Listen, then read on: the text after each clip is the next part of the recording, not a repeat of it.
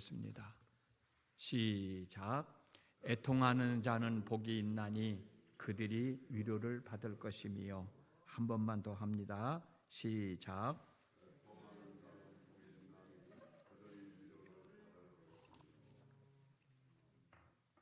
팔복 두 번째 내용입니다. 본문에서 예수님이 말씀하신 애통이라고 하는 뜻은 우리가 알고 있는 슬피 우는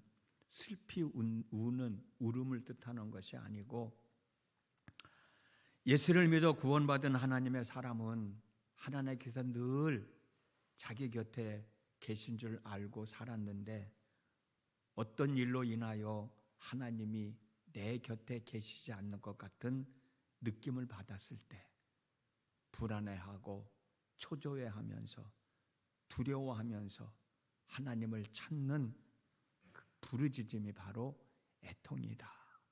좀 이해하기 쉽게, 우리 어린 아이들 있죠. 우리 아이들 늘 엄마 옆에 있는 줄 알았는데 갑자기 엄마가 보이지 않으면 엄마하고 울면서 찾잖아요.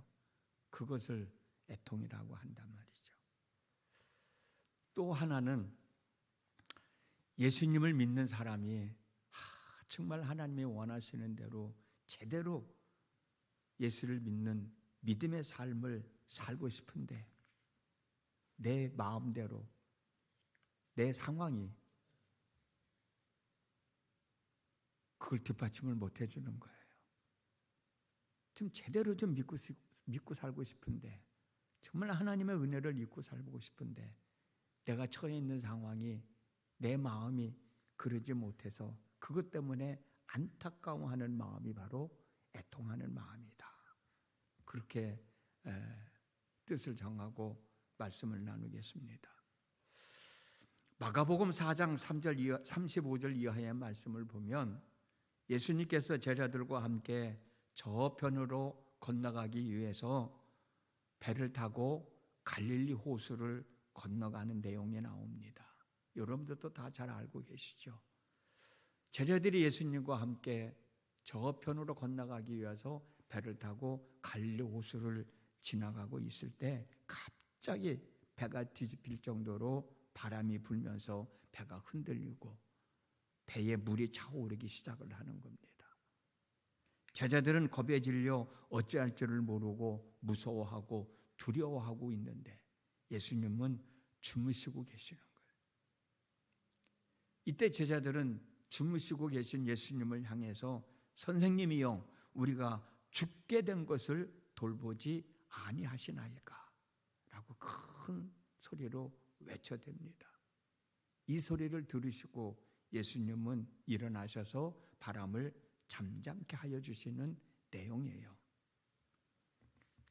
이 내용이 특별한 건 없는 것 같지만 우리는 이 내용에서 아주 중요한 교훈을 얻을 수 있습니다. 예수님께서 제자들과 함께 배를 타고 이 편에서 저 편으로 건너가기 위하여 호수를 건너가고 있는 과정은 우리가 이 세상에서 하나님 나라로 가고 있는 과정과 같기 때문에 그렇습니다. 이 편은 이 세상입니다. 슬픔과 고통이 있는 곳입니다. 예수님이 계시지 않는 곳입니다. 사람들의 영혼이 깊이 잠들어 있는 곳입니다. 하나님의 심판과 저주와 영원한 죽음이 있는 곳이 바로 이 편의 삶입니다. 그렇지만 저 편은 하나님이 계신 곳입니다. 하나님의 사랑과 은혜가 충만한 곳입니다.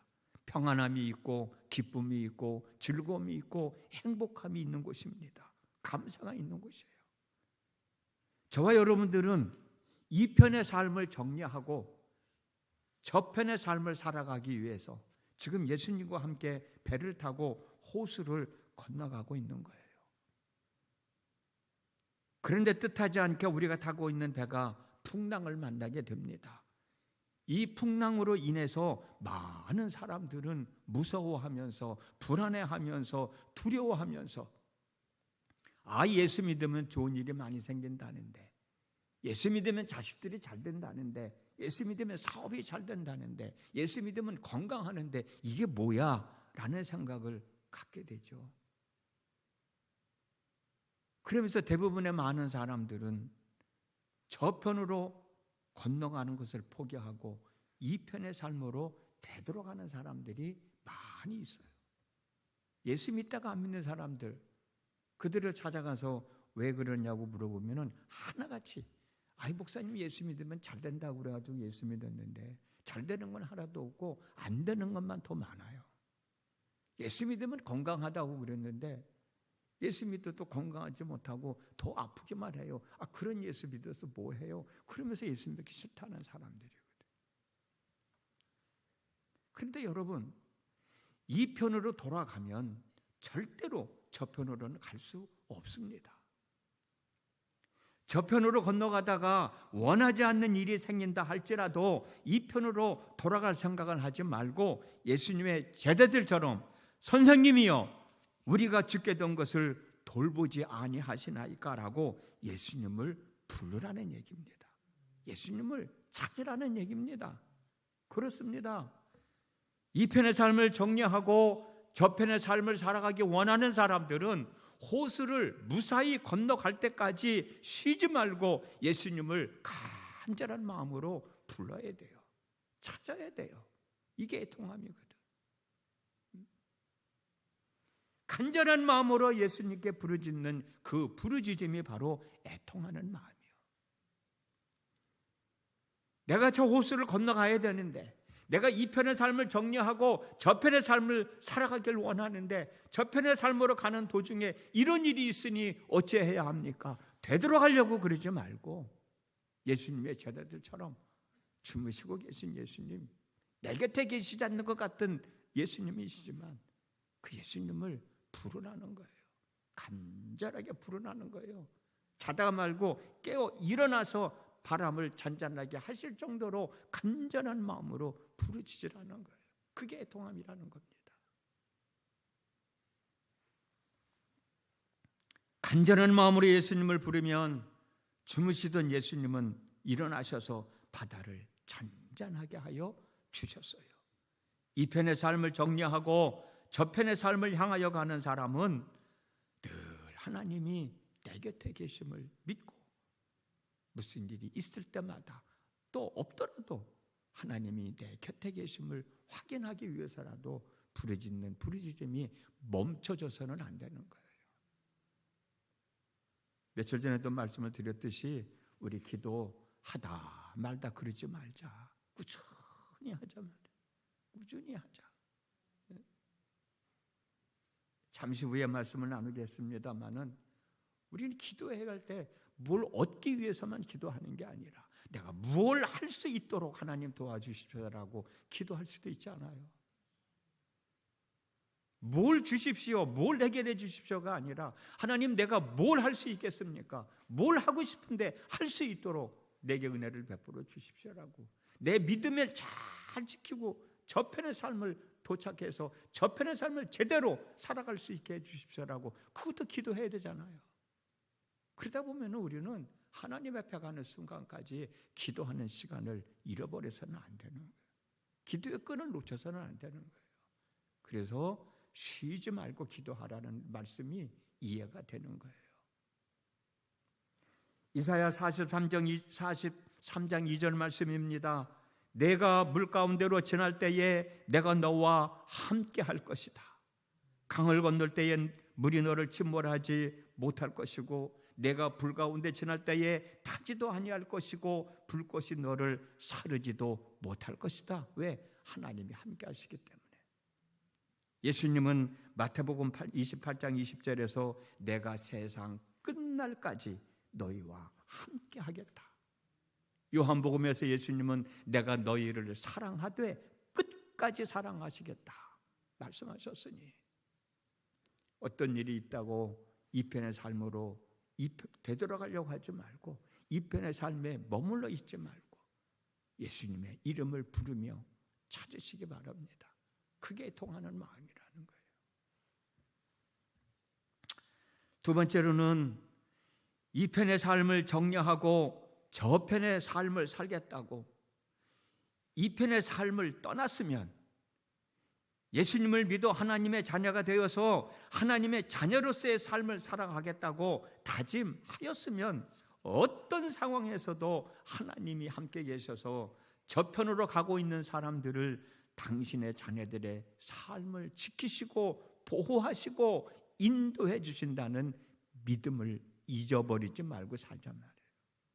그 믿음을 잃어버리지 말고 살자는 거예요.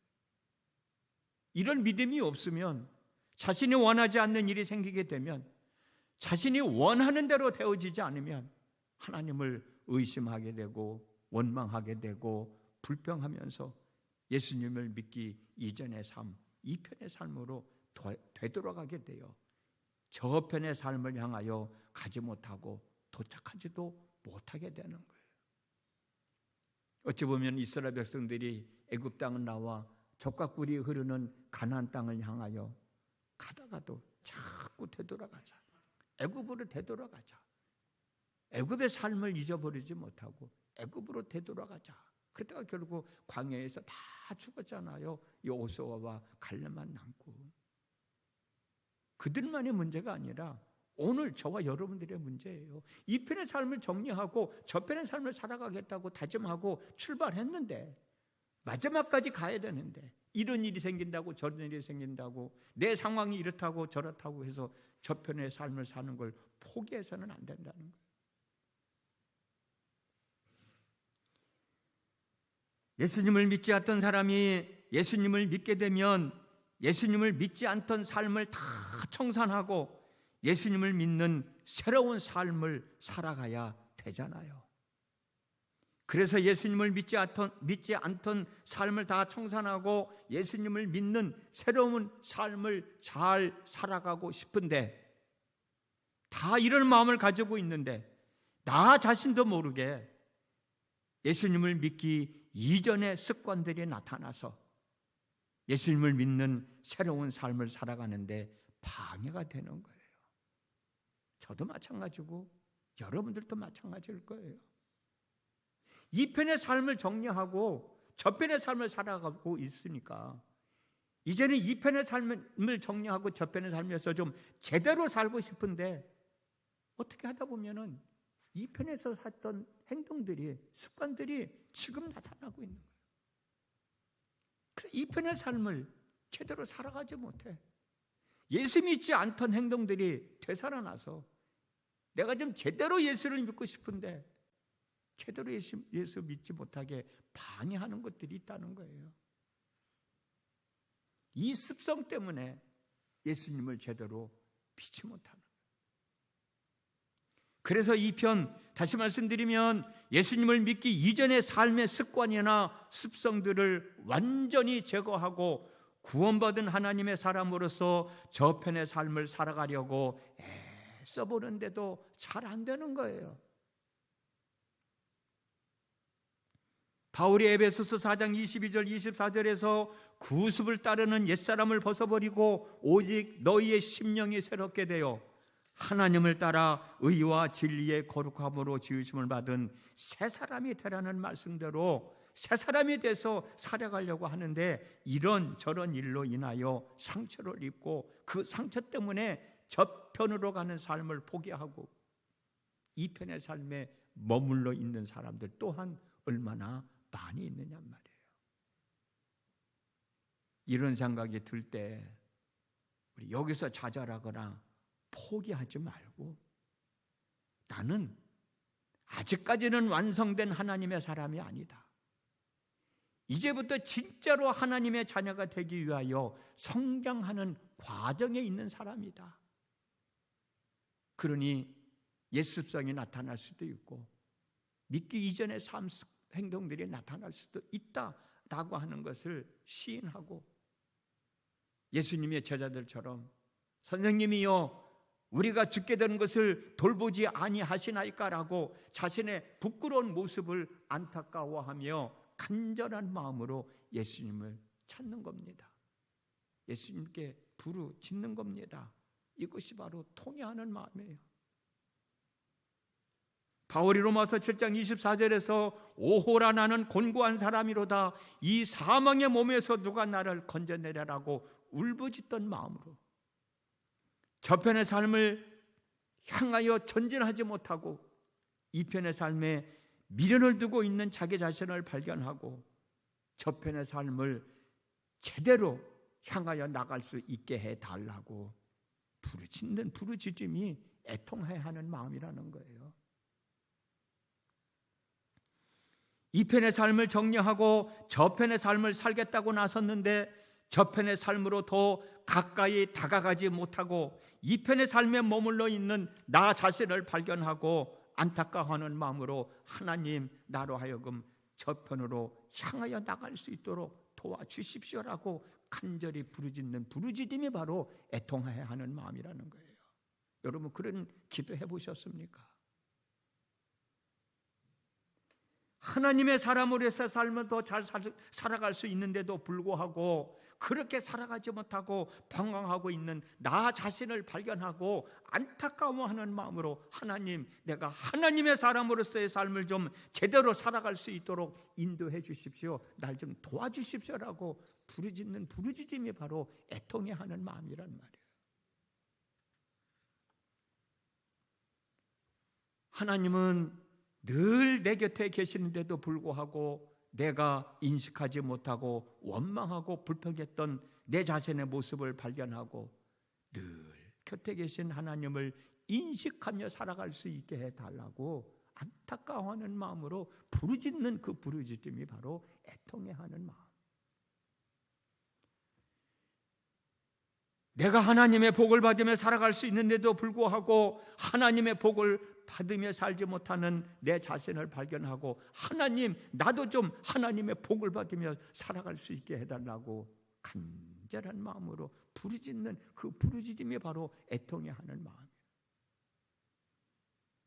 성도로서의 삶을 제대로 살아갈 수 있는데도 불구하고 이 핑계 저 핑계 대면서 성도로서의 삶을 제대로 살아가지 못하는 자기 자신을 발견하고 성도로서의 삶을 바르게 살아갈 수 있게 해달라고 간절한 마음으로 예수님을 찾고 예수님을 향하여 부르짖는 부르짖음이 바로 애통해하는 마음이에요. 이렇게 애통해하는 사람은 복이 있다는 거예요.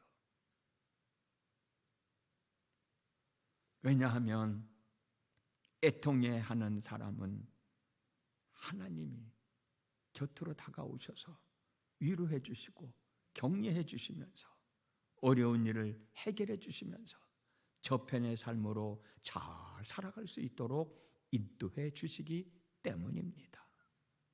애통해하는 사람은 위로를 받을 것이란 말이에요. 애통해하는 사람은 복이 있나니 저가 위로함을 받기 때문이라는 거예요. 여러분들은 하나님 앞에 나 자신의 모습을 보고 얼마나 애통해 하셨습니까? 그것 때문에 정말 눈물을 흘리며 하나님 앞에 얼마만큼 애통해하며 기도하셨어요.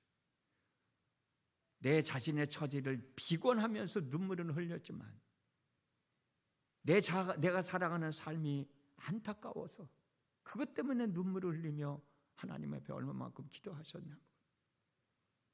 내가 하나님의 사람으로서 해야 할 일을 하지 못한 것, 내가 하나님의 사람으로서 받아야 할 은혜를 받지 못한 것, 내가 하나님의 사람으로서의 삶을 살면서 하나님께 영광 돌려야 된다는 것을 알면서도 그렇게 살지 못한다.